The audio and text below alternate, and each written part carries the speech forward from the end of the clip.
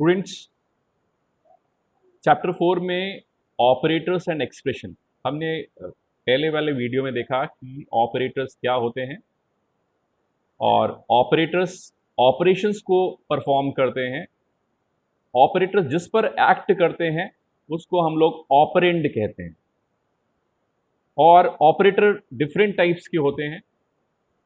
पहले हमने पढ़ा था अर्थमेटिक ऑपरेटर और अब हम पढ़ने जा रहे हैं assignment operator. Students, assignment operators क्या होते हैं जरा देखते हैं। असाइनमेंट ऑपरेटर्स क्या करते हैं, किसी वैल्यू को किसी वेरिएबल में स्टोर करने के लिए असाइनमेंट ऑपरेटर यूज करते हैं। सपोज मैंने बोला a इज इक्वल टू 5, मैंने बोला a इज इक्वल टू 5, इसका क्या मतलब है 5 को मैंने a को असाइन कर दिया। तो value can be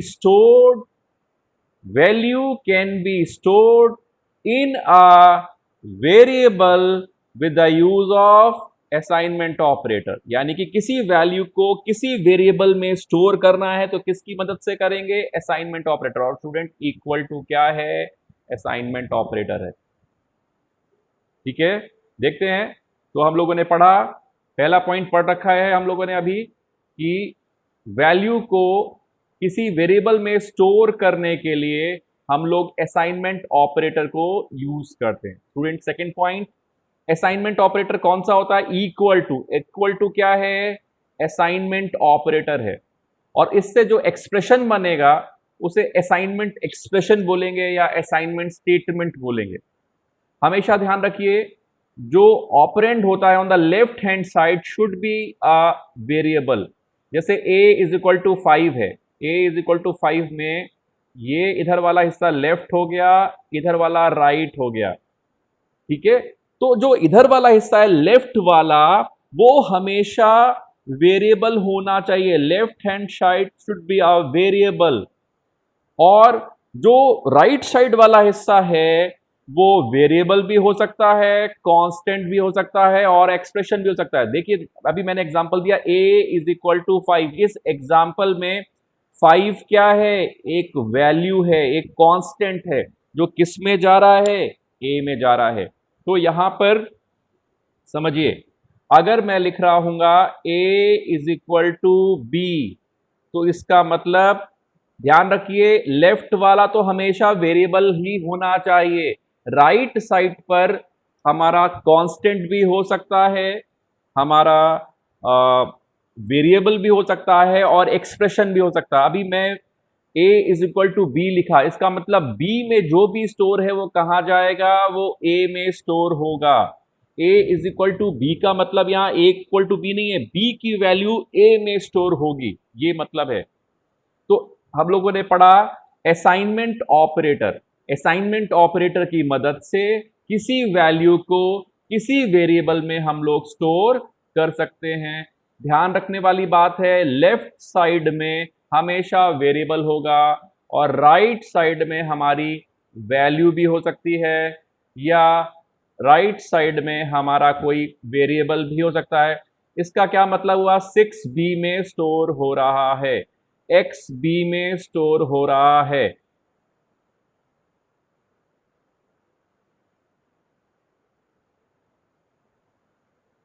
x b में स्टोर हो रहा है।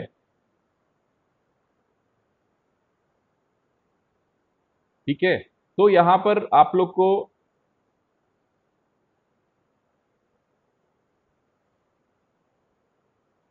यहां पे मैं आपको बताने की कोशिश कर रहा था कि जो असाइनमेंट ऑपरेटर होता है उसकी मदद से किसी वैल्यू को किसी ऑपरेटर वेरिएबल में हम स्टोर कर सकते हैं।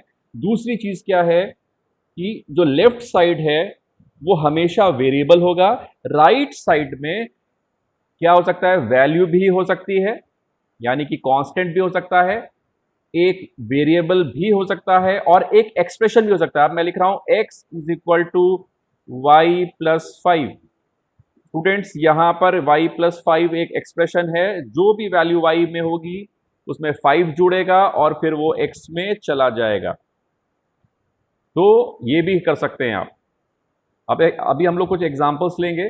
यहां पर देखिए एक एग्जाम्पल है, x इज इक्वल टू 8। इसका क्या मतलब है, 8 हमारा x में स्टोर हो रहा है, 5 y में जा रहा है, x plus y minus two, यानी कि पहले ये सॉल्व होगा, फिर ये एक्सप्रेशन हो गया, ये फिर इसकी वैल्यू कहां जाएगी, s में जाएगी।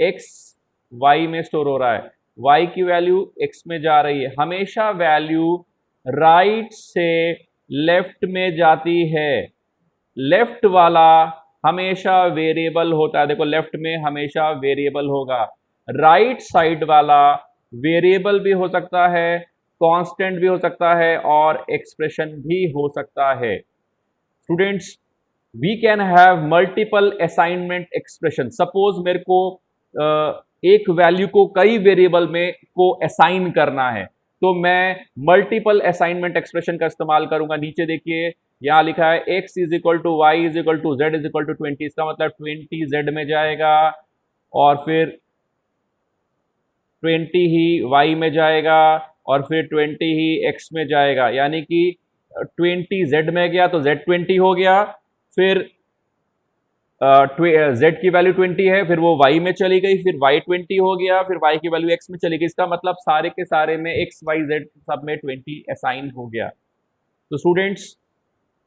असाइनमेंट ऑपरेटर किस लिए काम करता है, असाइनमेंट ऑपरेटर की मदद से किसी वैल्यू को हम किसी वेरिएबल में स्टोर कर सकते हैं। इक्वल टू को असाइनमेंट ऑपरेटर कहते हैं। और मैं आपको ये बताऊंगा, लेफ्ट साइड में हमेशा वेरिएबल होता है, वैल्यू राइट से लेफ्ट में जाती है।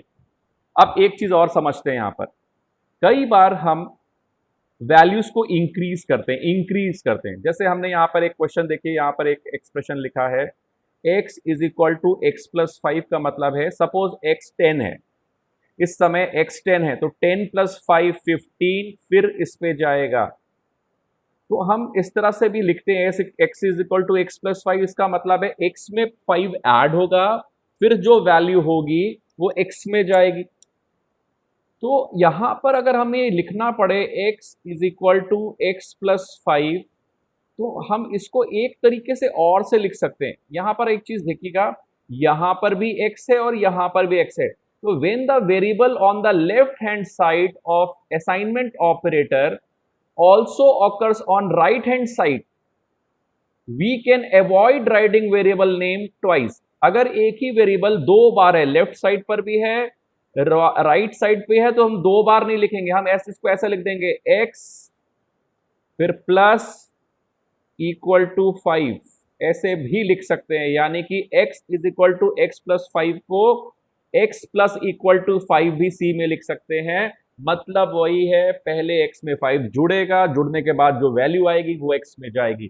तो जो प्लस इक्वल टू हो गया, इसे कंपाउंड असाइनमेंट ऑपरेटर कहेंगे। यहां दो चीजें हैं, एक इक्वल टू भी जुड़ा है और उसके साथ प्लस भी जुड़ा है, तो कंपाउंड असाइनमेंट ऑपरेटर बोला जाएगा। स्टूडेंट, एग्जाम्पल लेते हैं, x is equal to x plus 5 अगर हम लेते हैं, तो x is equal to x plus 5 को हम कैसे लिख सकते हैं, it is equivalent to x plus equal to 5। हमें दो बार x नहीं लिखना है, एक ही। तो अगर कोई वेरिएबल लेफ्ट साइड पर भी है, राइट साइड पे है, तो हम एक ही बार भी लिख सकते हैं।